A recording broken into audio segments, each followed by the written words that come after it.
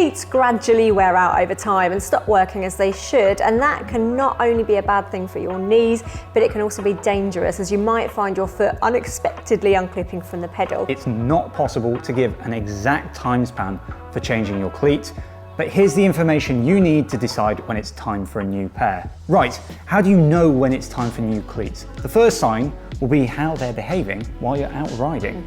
As cleats wear out, you'll often find that their connection with the pedals becomes sloppier.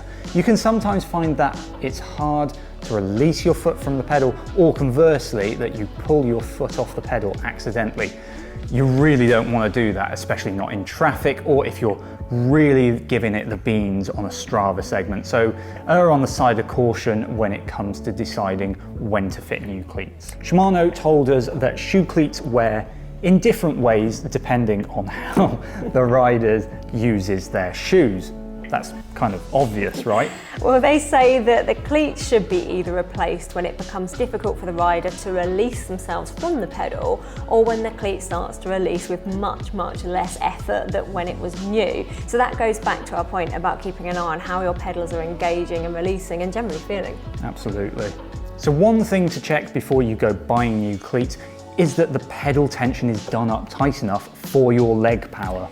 You can adjust the binding mechanism, generally done with an Allen key at the back of the pedal, and this will alter the grip the pedal has on the cleat. Absolutely. Now, the most obvious visual indication that the cleats require replacing comes at the coloured tips of the cleats. That's these things here, and they act as wear indicators. Now, Shimano says that if you can see the cleat body underneath the coloured pads on the front and the back of the SPD-SL cleats, this suggests that it's time to change your cleats. I don't know about you, Becca, but mine are so far gone.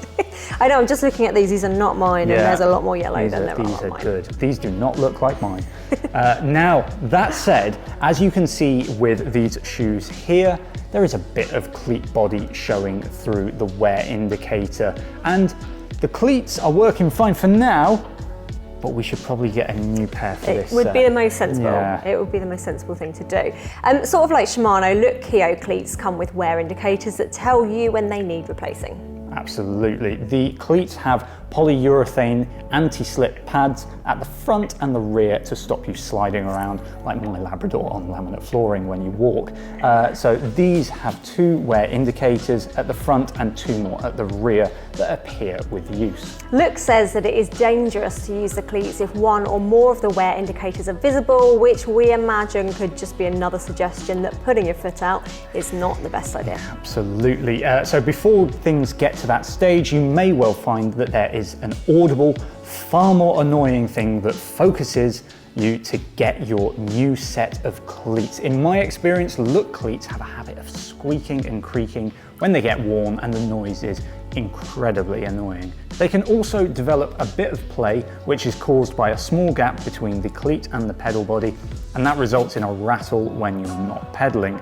Other Keo cleats come without the polyurethane pads. It's time to change these when white material shows through the cleat's main red, grey or black material. It's the same story if you use Look's Delta cleats. While Shimano and Look rely on hardened plastic cleats, Speedplay or Wahoo pedals feature a metal outer plate on the cleats and metal springs that seem to last a very long time. In fact, Speedplay is the only of our three featured brands to put a number on the cleat's lifespan, saying that we should replace our cleats at least every 3,000 to 5,000 miles or sooner if the cleats parts show advanced wear. So this applies to cleats for 0, light action and X pedals. We're not going to rebut that official advice as we've done no testing, but we'd say that you need to keep an eye on the springs especially and replace them if they show signs of wear. Key to extending the life of your cleats, Speedplay says, is lubricating the cleat springs with a dry type lube and keeping the cleats free of dirt and debris by cleaning them regularly or using light action coffee shop caps, cleat covers when walking.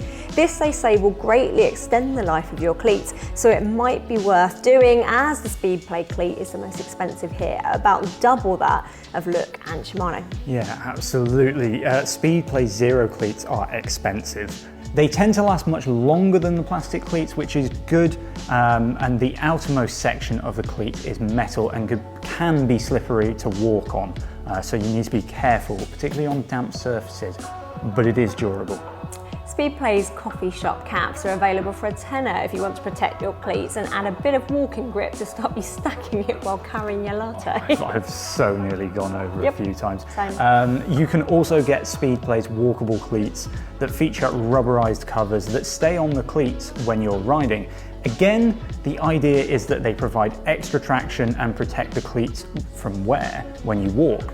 These actually come with cleat buddies, which are plugs that you fit in the centre to prevent mud and gunk getting into the central hole in the cleat if you walk over dirty surfaces. They're also apparently a bit more aero if you're chasing everyone. Oh, you know where I'm chasing a lot? Down at pedals. Yeah, so these are the big 3 road cleats, but there is another type of cleat system, and this is one that could be absolutely ideal if you find yourself wearing through cleats at an alarming rate. So 2-bolt cleats are generally found on mountain bike shoes and increasingly these days gravel shoes too. They sit between big bits of rubber that are there to make walking easier, and this also protects the cleat from wear when walking. As such, these shoes could be a sensible change to make if you find yourself walking about quite a bit. The cleats themselves are generally made from a more robust metal, be that steel in the case of Shimano cleats or brass for Crank Brothers, but they are still going to wear out at some point, aren't they? You need to watch out for retention issues and also excess lateral play, as that won't do your knees any good. Yeah, absolutely. So when it comes to changing these cleats, one tip that I have always found useful is that the profile underside of a Shimano cleat, on the mountain bike side anyway, will leave an impression on the sole of the shoe. So that makes fitting the new cleat in the same place an absolute doddle, as you just pop the new cleat into the indents on the shoe. It's perfect. So changing Shimano and Look cleats is pretty much just as simple. I'm going to grab a Sharpie, and all you need to do is draw around the cleat so that you know where the new one will go. So when buying replacement cleats, remember that most systems offer options with different amounts of float, or the amount that your foot can move before you unclip. So you might want to make sure that you're replacing like for like. Grab the relevant Allen key and undo the bolts. Before you pop the new cleat and bolt on, push a dab of grease into the holes. It will really help when you come to replace your cleat next time round. Then do the bolts up nice and tight.